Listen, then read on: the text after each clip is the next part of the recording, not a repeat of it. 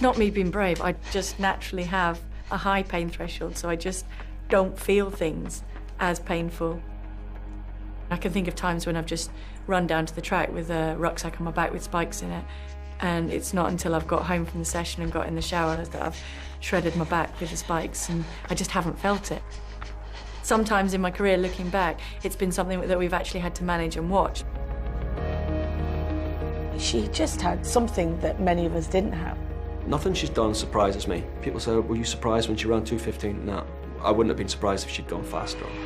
Her biggest strength was that she didn't listen to anybody. Very opinionated. I wanted to kind of go, Paula, shut up. That was also at times her biggest weakness. I didn't have a stubborn in there either. You get out what you put in, that's her bottom line, with everything. You do feel invincible, and you just have this great feeling of everything working in harmony. It's probably the only thing that I haven't dealt with. My body is not going to allow me to do this. It was just too tough.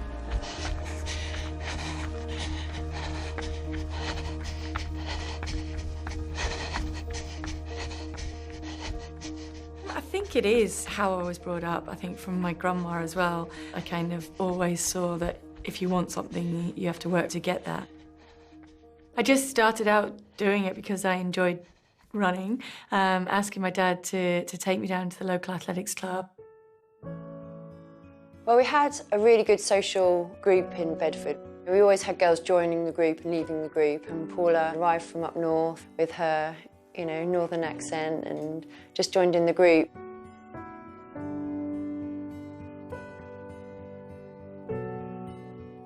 It was a wrench coming down here, but the setup with Alec and Rosemary and the whole club at Bedford went really well and really supportively.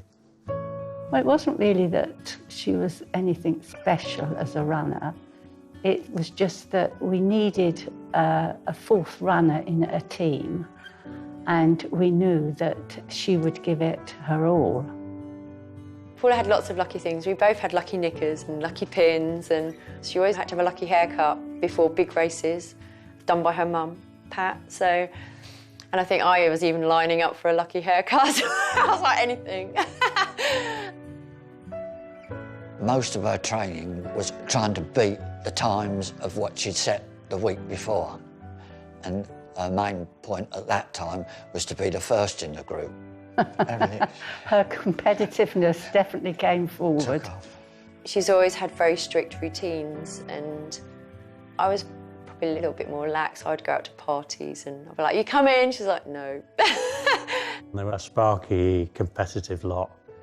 And you know, for their age groups, they were the best in the country quite quickly at what they chose to do. Her work rate was quite unbelievable. She could just keep pushing it up all the time. And if you've got that sort of work rate, you're going to come on, because every training session she did was hard. I've been looking forward to the race for ages. This is really what the season's been geared towards, this and qualifying for the World Championships. She'd be 15, maybe nearly 16, before she was even the best in the country at what she was doing. Within 18 months from that point, she was the World Junior Champion. Ever since the day back in '85 when I can remember going down to London, seeing Ingrid Christensen run past and just thinking, wow, she's right up there. I would love to be able to run that fast, to look as strong and powerful as she did. It was just to run with that power and that fluidity and just look as strong as she did. And I think that was something that captivated me. I was with David Coleman, and we were broadcasting live from Boston. And David and I bumped into Paula Radcliffe and a young friend. I hear the junior men's race might be on television in England. And I said, yeah, I think it is going to be. She said, well, what about the women's junior race? She might win it. And that was Paula in the lift. So we obviously knew she could do well, but we didn't really know. But she did. So we rang back to England and said, listen, we want to include the women's junior race. And Paula won the race, which was absolutely fantastic in the snow in Boston. So she didn't only get great coverage from TV, she got great coverage on the newspapers. And I mean great. It was page of every major one. The first time I have a very strong, vivid memory of her is in the snow in Boston. For me, because I was generally interested in athletics, it was good to see this name of this bright new hope, which everybody had said she's going to be an amazing talent. We went round and we decorated her garage door at home and put balloons, and I think we wrecked their garage door, but we wallpapered it and then just graffitiised it. I think I was very lucky that I was also surrounded by very supportive people. Alec was brilliant from the start. He used to say, well, you set your goal and you aim to try and do it. She was very keen to study properly and get a good degree. In Paula, she wanted to get it first. That probably just was down to, I mean, I don't think it didn't come easy. It's not like I'm super intelligent. I was just working hard at it. If I'm going to do something, I'm going to do it as well as I possibly can, even if it means putting a lot of hard work and effort into it. And certainly I didn't get the same enjoyment and fun out of studying as I did out of running and training. But my final year was probably the hardest in terms of time management, because trying to fit finals around build-up for the Olympic Games in Atlanta, it was really a case of having a schedule and really sticking to it. Paula's career at that point was very much seen as though she was very good on the country already, had made a bit of a name for herself on the country, but everyone was kind of saying, well, can she really do anything on the track? She's not very quick. And actually, I think Atlanta, she showed the first signs that she had the wherewithal. She did a good job, actually, but she didn't quite get a medal. She was very disappointed with that, but she couldn't have done any more. And the Paula that we all came to love later on, gutsy, plucky, never say die. I think Atlanta on the track anyway was the first time that people probably really saw that. She became a major factor in all the big world championships and Olympic Games. She finished second in the world championships in Seville, but she was never able to win a world title, but she was always a factor in the races. I knew who she was before I went to Loughborough. She was very quiet, she was very driven, she was very determined. Spent a lot more time with the guys than she did with the girls. But she, I don't know if some of the girls were slightly intimidated. She kind of just felt more at ease, just like getting mucked in with the guys and just doing her stuff with them. She probably was a bit too good to train with the girls at Loughborough anyway. I do remember being on the track and hearing this, because she breathes quite loudly when she runs because of her asthma. And a lot of the guys were always kind of looking behind because they could hear this thing and they just didn't want to be beaten by a girl. But pretty soon they learned that it wasn't too bad to be beaten by a girl.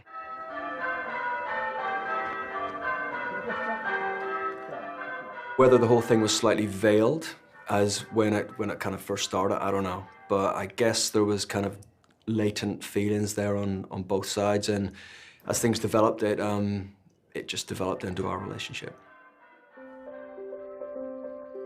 Paula will most probably be remembered from the fact that when she runs, her head's nodding all over the place, most probably. If people would say, who's that? What thing of Paula Radcliffe? What are you thinking? You'd be thinking, yeah, that's a girl who kind of runs like this, isn't it? People certainly would pick me out before they even knew my name. It would be that, oh, that English girl who nods her head or waves her head around like that. And I think it was just a part of me, and it was part of a way that maybe I used to get more out of my body. There was a time, I think particularly to probably World Champs in Athens in '97, when I walked off there and I just thought, what more can I do? And I just can't raise that finish enough at the end to be able to compete. She'd become strong enough to take it on and to really try and break the field up and break the best people up. But when you get the Olympics, that's the most difficult place to be, knowing that if you haven't got rid of them, the likelihood is they're going to come past you on the last lap. And it's soul-destroying stuff. Still, I led for 24 laps of that race, and then they kind of just blew by at the end. And Radcliffe's overtaken at the bell once again. And the irony of it is, instead of running 24 laps and then running the last lap, if Paula had stood on the side of the track and waited till everybody else ran 24 laps, she couldn't. If she joined in with a lap to go, she still couldn't have won those races. They would look so easy, and they wouldn't ever look as though they were trying, and I'd be really, really forcing it, and I knew I sounded and looked as if I was trying really hard, and they would look so relaxed and so composed. She became the ultimate pacemaker for a lot of them, and it was just the agony of not seeing her on the podium enough in her career. It's what the British public came to love about her. She wasn't winning, but she was doing everything but win. And there was definitely instances where race plans weren't carried out for one reason or another. Things which I was pretty firm about what should happen didn't kind of happen. If anything, British public love a plucky loser, don't they? And that's really simplifying what Paula is, but I think that's where the love affair between the British public and Paula Radcliffe really started to get cemented. She said, "Why did you do that?" And I said, "Yeah, what did you do that for?" It was the great Paula Radcliffe running one of the most significant performances in the history of athletics.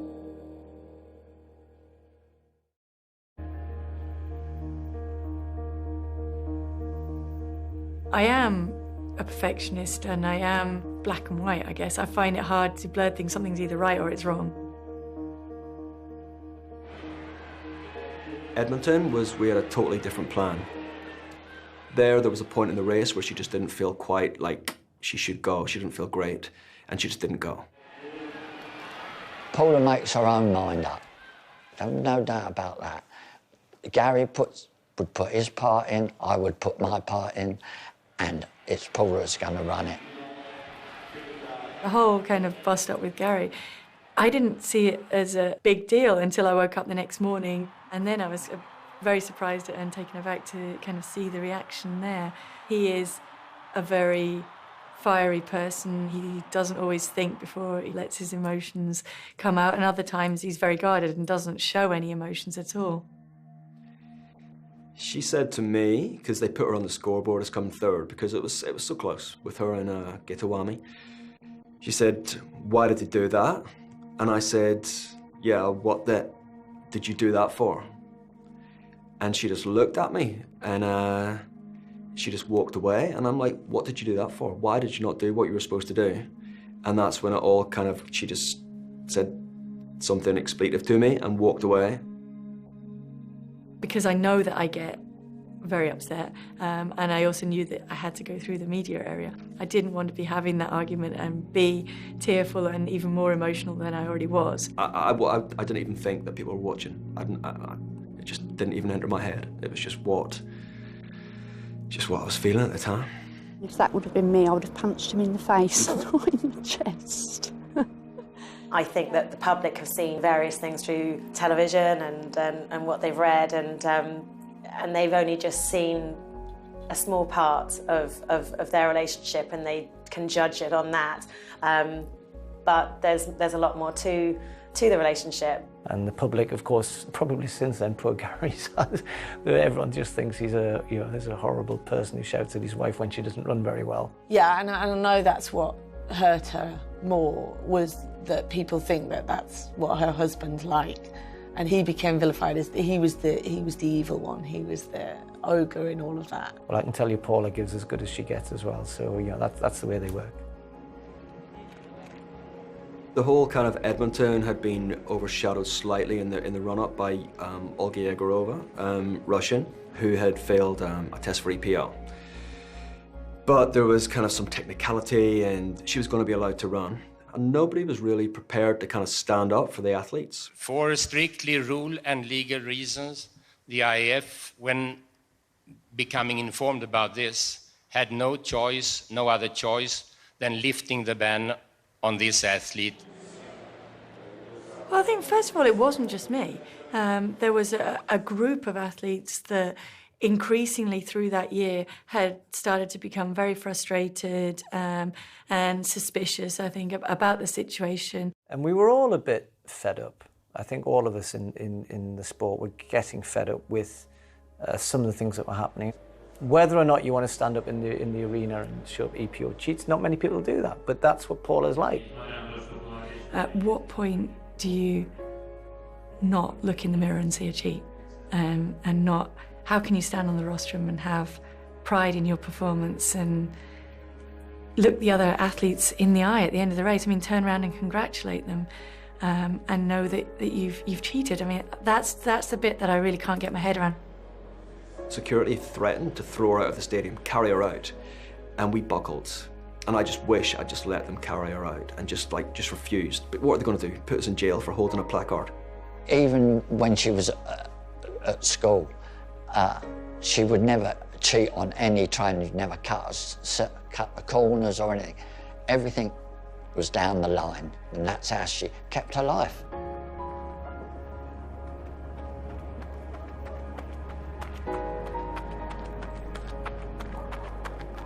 I always knew that I would move towards the marathon at some point, but it was something that I needed to do when I was ready to, because I think mentally you've got to want to run the marathon. Yeah, it's kind of, if you're not fast enough, you go further. You know, I think if we were fast enough, we'd be doing 100-metre sprint. And I think there's something about Paula's psyche that the harder the race, the better she will do. She always used to cane her long runs. She used to make dust of all the lads at Loughborough. It was definitely something that she was physiologically suited to as well. When Paula started doing marathons, then that meant that her training blocks were very different to when she was running on the track, and they would have to go away for months at a time for stints in either Albuquerque or Font-Romeu. That changed the way the coaching and the training went, so Gary had to sort of really see through the programs and was training with her, often running with her or cycling next to her as she ran. Basically, your life is just driven to recovery in between running, so that's through nutrition and sleep, and that's the cycle that you take on a daily basis. Many times there are actually harder moments in training than in the race, in terms of you're much more tired because you've absorbed a lot more training volume and intensity. It's just much harder because you haven't got the crowd around you, you haven't got the whole motivation of an event, you just have a run that you need to do. It was a special journey that both her and Gary went on then.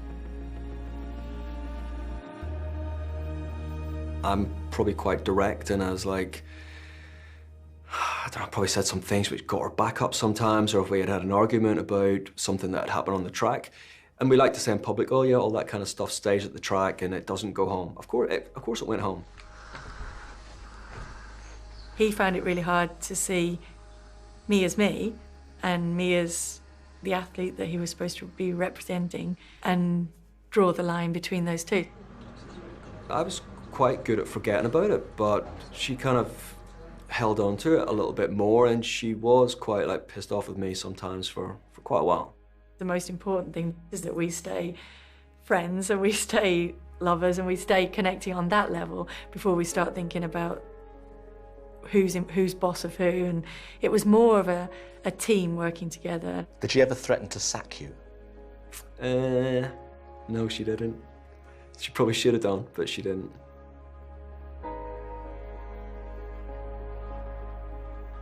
Oh, it was incredible. 2002, her first London Marathon. I have some real special memories of that one because I'd gone to the hotel to see them before, and she was wishing me good luck because I was actually running the marathon as well that year. Well, the fact that she ran so fast, I could have kind of predicted that because of who she was and what she was training for. But even so, to actually go and, execute it the way she did was phenomenal. She was never just going to be satisfied with winning then. It became about where could she take marathon running, so to smash 2:20, not just shave a little bit underneath it, and take it to a whole new world, and at that point, be almost our best marathon runner, male or female. The phone went about an hour later, and it was Paula. She said, "I'm just calling to see how you're getting on." "Where are you?" I said, 21 miles. And she said, "Oh, don't worry now. You've got the wind behind you on the embankment. You'll be fine." It was typical Paula. She was so interested in other people and how I was getting on. Almost 2,000 people braved the bitter cold and ran or walked 5 or 10 kilometres along the New Clapham bypass in Bedfordshire. It's been named Paula Radcliffe Way to celebrate the achievements of this local girl made good. I'm going to raise a lot of money for the Macmillan Cancer Research and the Primrose Charities. That was the peak of her career. It was absolutely fantastic. And there was only one certainty, and it was the next time she ran a marathon, she would break the world record. So we flew to Chicago, and it did happen. And yet the following year, she came to London and did even more than that and shattered that world record that she'd set already. I came from the start down to the hotel, and someone said she's going to blow up, but she'd done it all in training at altitude. I would oftentimes just close everything off and I just used to count up to 100. And it's not even in time with your footsteps, but just by your mind thinking about that, your body is able to just carry on. A lot of times in the marathon, I was able to use that as a real strength to keep focused and to keep maintaining my pace. You do feel invincible and you feel like you can keep pushing on and you just have this great feeling of everything working in harmony. And Radcliffe annihilates the world record. Remember, she's running about 5.5 minute mile pace, not just for 1 mile, not 2 or 3, for 26. And if you go on the treadmill and try and do 2 miles, well, let's not be ridiculous. Let's try to do 1 mile at that kind of pace. Then you have an understanding how quickly that she was running. And that world record in London will last for an awful long time. But it was the great Paula Radcliffe driving herself like I've never known anybody could drive themselves and running one of the most significant performances in the history of athletics. That couple of years, she was achieving pretty well everything she could wish to achieve. It's gold for Radcliffe. Her marathon training resulted also in phenomenal performances on the track at Commonwealth Games and particularly in the 10,000 metres at the European Championships in Munich. She suddenly became a winner in the eyes of the British public. Now all of a sudden the Paula, the plucky kind of loser, now blossoms into this world champion. She's a woman and she's principled and all of those things. I mean, it's no surprise that she won Sports Personality of the Year. That's the nation's official recognition system. So yeah, that felt good. It felt appropriate, I have to say. She'd earned it. Something like the Sports Personality is such a huge honour. It comes down to people picking up the phone and voting, and so that means a lot. And on the other hand, when it can all turn against you, as long as you can be happy with the person that you are and the way that you're living your life, then you can't really beat yourself up about what people might say around you. It was a great year. You ride with the good ones and you have to take the bad ones, don't you? It's probably the only thing that I haven't dealt with. Probably the lowest point of my life, yeah.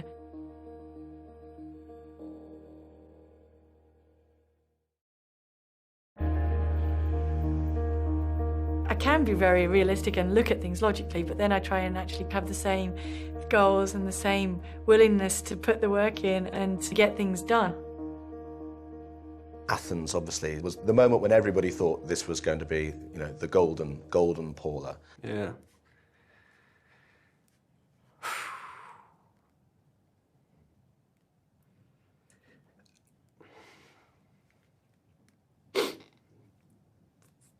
Yeah, ask me again. I'll ask again. I don't know if I'll be able to do it because it's it's probably the only thing that I haven't dealt with because it was just too tough. The whole period is a period that I have certain memories of and certain bits I've just blacked out. But I think it also was a very worrying time. Everything was just so good, possibly too good. So kind of leading up to Athens, we'd been in our training camp in the Pyrenees. Then kind of one of her last main runs, her leg just started to hurt out of nowhere.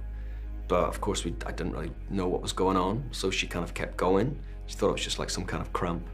So we got home and her leg was totally in spasm. It was ice and ice and ice and trying to work through it and kind of nothing would happen. Essentially I had a hematoma, a pocket of blood trapped between my quadricep muscle and the femur bone. She had been on very high levels of anti-inflammatories to try and deal with the injury. And the doctor ended up having to go in blind because we couldn't get a room with the right ultrasound guidance and all of that stress. You're trying to keep a lid on it because you don't want your competitors to know you haven't had the best of build-ups. We had our own minibus to the start line that then got lost, and you know, that added to the situation. So we had Gary and Paula in the minibus, and the driver doesn't know the way to the start line. She kind of was in like an ice bath before, and she deals with ice like amazingly. It's like part of her everyday thing. I remember being very cold at the start, which is surreal because of how warm the conditions were then, but because I think I just hadn't been absorbing enough energy. She's been not absorbing any food or whatever. She probably shouldn't have run. Gary was extremely stressed as well. I don't understand why she hadn't told me any of this before. I mean, I don't know how she got as far as she did into the race.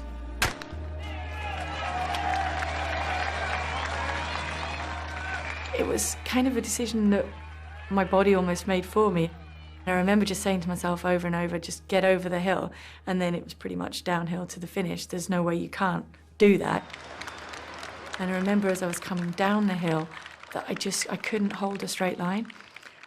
So I'd be trying to just focus on one foot in front of the other and just running, and then I'd be in the gutter, and then I'd get myself out of the gutter, and I'd be drifting back that way again.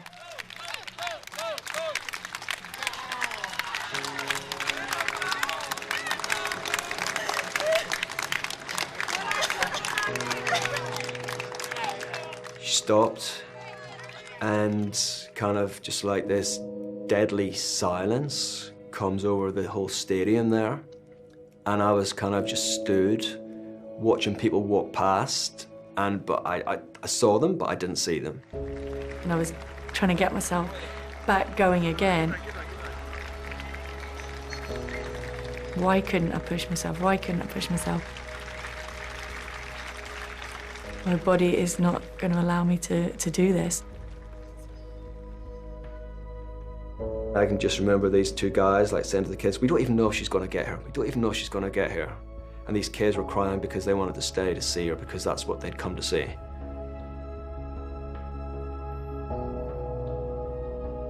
I have to say I was with her right.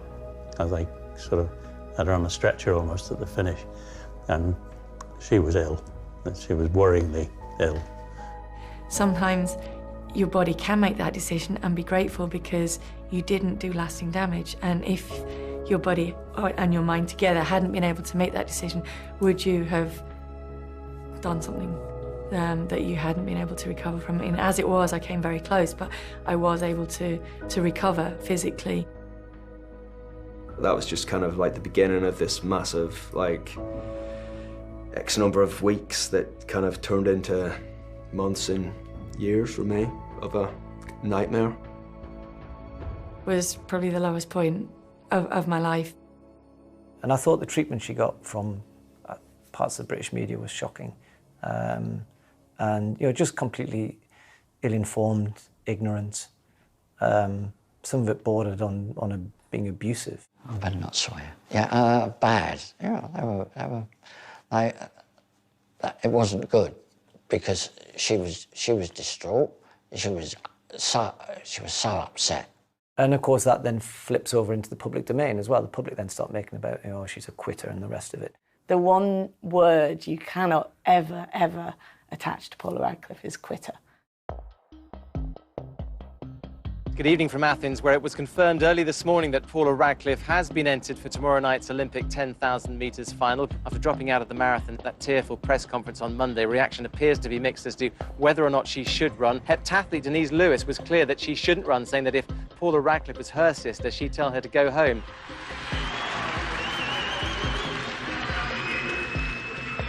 In the 10,000 metres, I can clearly remember them because I had to go and see the team psychologist. I'd had to discuss with the doctors what would happen if I felt the injury. There was nothing in my legs, and seeing that I was going backwards in the race and clearly making the decision, there's no point carrying on. And of course, again, because she comes off the track, everyone's going, oh, you know. People were expecting her to come home with a gold medal, and Dame Kelly Holmes come home with 2, you know. There are people still in the media who will just look at what happened in those 2 weeks, and they measure her whole career by that. Paula's photo still hangs with pride at Bedford Athletics Club, where they know, despite last night, Paula is still a true champion. I just wanted to cry. I just wanted her somehow to get up and carry on, but once it's gone, there's nothing you can do. She's quite a sensitive soul as well, so she, you know, although you would have tried to protect her from it and not read things, she would have seen things. Especially with some of the invasions of privacy and trying to read into it, miscarriages that had never ever happened, contacting and lying to my doctor's surgery and things like that were very hard to deal with. The turning point did come for me when I was out in Flagstaff and actually not being able to keep running because I was so upset and crying while I was running along, so actually sitting down by the side of the trail and thinking, this is stupid. I took her to a local spa in Northumberland and yeah, I booked her in for a facial and a massage, and she'd been told no running, on no account run. And a friend of mine owned the spa at the time, and I met Jocelyn on my way in, and I said, have you met Paula yet? I need to introduce you to her. She said, oh yeah, I saw her out on a run this morning. The easiest way to get over it was to get back racing again. And I just turned around one day and just said to Gary, do you think I could go to New York?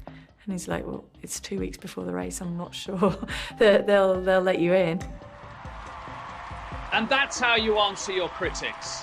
That would have been to shut people up, you know? This is what I'm still capable of. I think a lot of people were writing her off and saying she couldn't perform on the big occasions. So that would have been her mentally putting things to bed, and that would have been a line under Athens, for sure. All I could see was that I was losing time, and I was thinking, well, what's the best way out of this? That's Paula. She knew the one thing that she needed to do was just go to the loo. And so started looking around, realised there was a drink station coming up, thought I can hide behind it, and only realised then that that's probably the worst place because the masses of the crowds on the embankment at that point. And I saw the table and I thought I could get underneath it, and when I actually had got there and pulled at the curtain, I couldn't get underneath it. And at that stage, nature, I think, had just taken over. And I remember thinking, Gary's just going to really, really panic at this. I was sat on the back of a truck just in front, and somebody shouted to me. She stopped. So my first instinct is just to jump off a moving truck. And then before I'd even basically got on the ground, the truck started to move again because she was approaching, and I'm trying to scramble on the back of the truck to get ahead. And to have something like that on the, basically when I've sort of just semi-recovered from the whole kind of Athens thing, would have been very, very tough, but it was just a kind of a blip, and she was just more upset that she was losing 10 seconds a mile. That is still the women's only world record. And it's not a justification, it's not an excuse for what I did, but it is a frustration because I think that record should be quicker.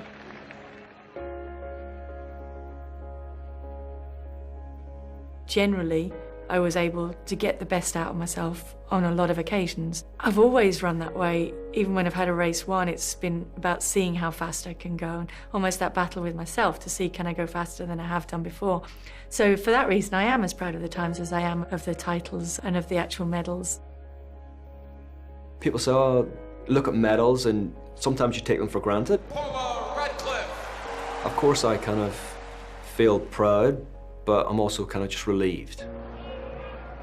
She had that awful experience at the Olympic Games, and now people maybe question whether she can deliver a major championship marathon title. A lot of pressure, and when she came in and won the world title, there was huge relief on everybody's back, not just Paula's. We were so pleased that she has proved to the world she is a genuine world champion, a world-class athlete that people should respect. Living in Monaco, why? Athens. Bottom line, Athens.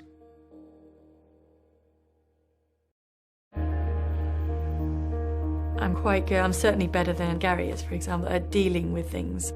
It is still traumatic, and it's not something that I really want to look back and think about, but I can look back and think about it. It's not something that's closed off, and there were things from that that I know did make me stronger. Living in Monaco, why? Athens. Bottom line, Athens.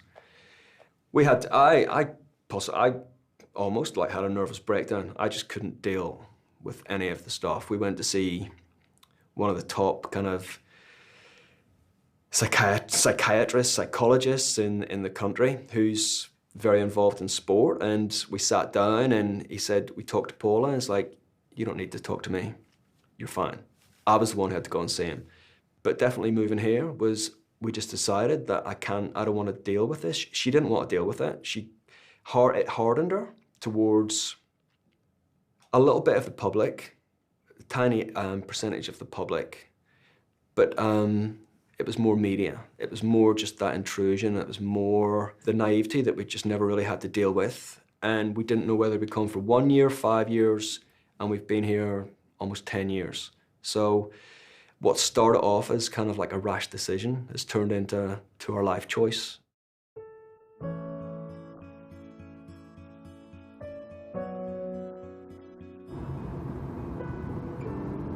We really enjoy it. I mean, you've seen today what it's like weather-wise, what the countryside's like to run in. Kids are really happy in school, got a lot of good friends here, just like the way of life. I love the French language. Yeah, we're just happy here at the moment. Moving down to Monaco gave them somewhere that was out of the public eye, really, so she could have some downtime, but away from everyone else. Probably to save a bit of tax as well, I don't know. That's why people move to Monaco, isn't it? I think very much then, the minute I found out that I was pregnant, the focus totally changes and the priority obviously becomes the baby and doing absolutely the best thing for the development there. Because I carried on running all the way through, I was obviously fitter and able to recover as well much quicker from the birth. I was induced with both, and I ran the day before I was induced, but the level that you're running at and the intensity obviously changes a huge amount through the pregnancy. Both babies came out of it strong, handled the birth process really, really well. There's probably two things in life that she was meant to be, a mum and a marathon runner. It's fantastic, and her and Gary, it sort of gave them the family that they needed, it gave them that stability. And the beauty of Paula was that she had the baby. I remember her training, I remember going out, I remember doing sessions, you know, and everyone would frown upon it. And she was like, but that's me, that's what I do, you know. And Isla was born in that sort of January before. And very quickly it was, okay, when am I going to be back? Which race can I set my sights on and my targets on? But that's what I find so incredible, is how she still managed to keep the training to the level she has done and be a mum. It's an inspiration.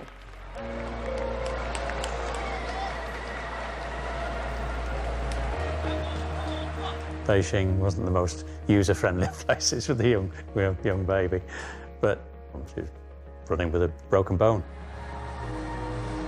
It's more Olympic heartache. She was just a different person then. She was a mom, so she had a different outlook on it. She learned a lot. She was mentally a different athlete, but certainly, yeah, she was giving it a go, as she was in the lead up to London as well.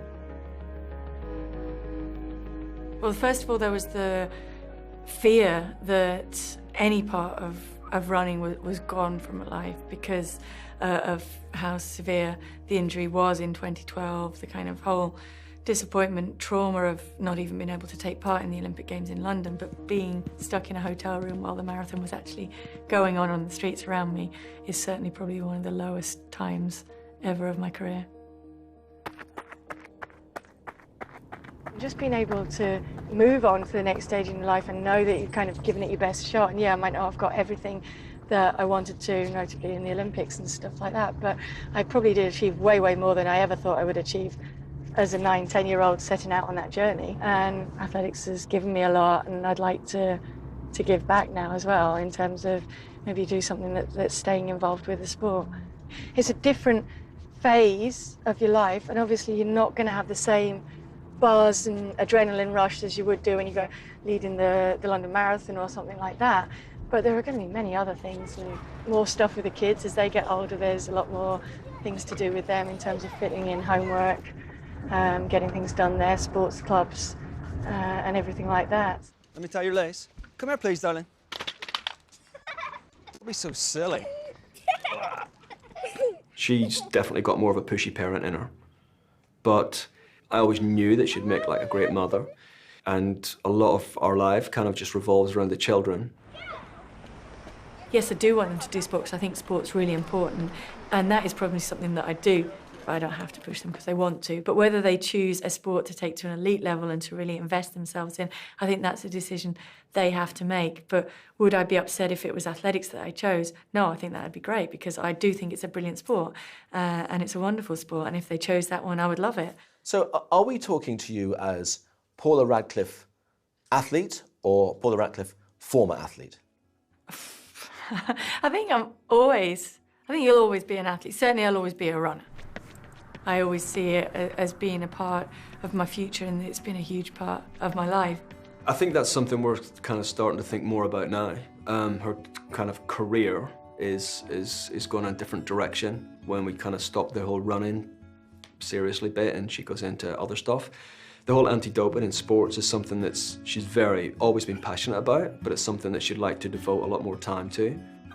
I do believe that you're a stronger person mentally in the race and able to get more out of yourself when you know that you haven't taken any shortcuts.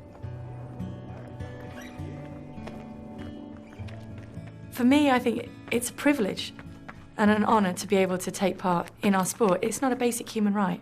We're not saying, OK, if you cheat, we're not going to let you breathe. We're just saying we're not going to let you take part in our sport. Most days I go up to the park. I love going up there, so yeah, I would say at least 6 days of every week I'm up there. Just getting out and sometimes just being alone with my thoughts, and sometimes running with other people, but just the feeling of running and just find it sets me up for the day so much better. And if it's not there in my life, yeah, for a week or so, then it's fine. But after that, I really start to miss it. She's never officially retired and she still is training twice a day, and for Paula to run London in 2015 will be a nice farewell to competitive running. It's talking her into not being on the elite start line and joining the masses. That's been the difficult one. I think we're nearly there. I hope she enjoys it. I really do. But switching the switch off in Paula's brain to say, don't race it, just enjoy it. London's a very special race for her, but, you know, she'll probably be jogging around in a fairy outfit in a few years' time, and, you know, I think it's now just about enjoying the running. I know why she wants to do it. She wants to go out on a positive. She knows her foot won't take her to any, you know, enormous performance, but she wants to go out on a positive note.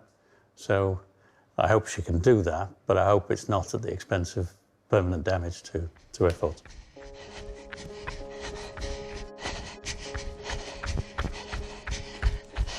People tell you can't climb Everest, and you can't reach the North Pole, and you can't put a man on the moon. If you listen to the consensus, you'll never get there. Paula never listened to that consensus. Pioneers don't listen to other people. Calling somebody who's a world record holder and a pioneer in something, your friend, is pretty special. I love Paula. It's just as simple as that. She's clean, she's fast, she works hard. I think she ticks every box that an elite athlete should. She set herself the highest standards you can set to be the best in the world at what you do, and she did it. She, from the very beginning, decided to obliterate almost people's attitudes towards women's marathon running. Very good athletes, world-class athletes, Olympic champions, had to reassess themselves in the wake of what Paula did. Wouldn't have missed it for the world. For me, it's a massive source of regret. I would change all sorts of things. I'm not sure how much Paula would change. I'm a big believer in no regrets, and what's done is done, and you kind of move on from that. I can sit back and say, I was very lucky to have as long a career as I've had and to be able to have got the best out of myself a lot of times. It is a joy and a gift just to be able to go out and run. I still can get the same enjoyment from running along by the sea here, from running up in the mountains, and just thinking, actually, I feel alive.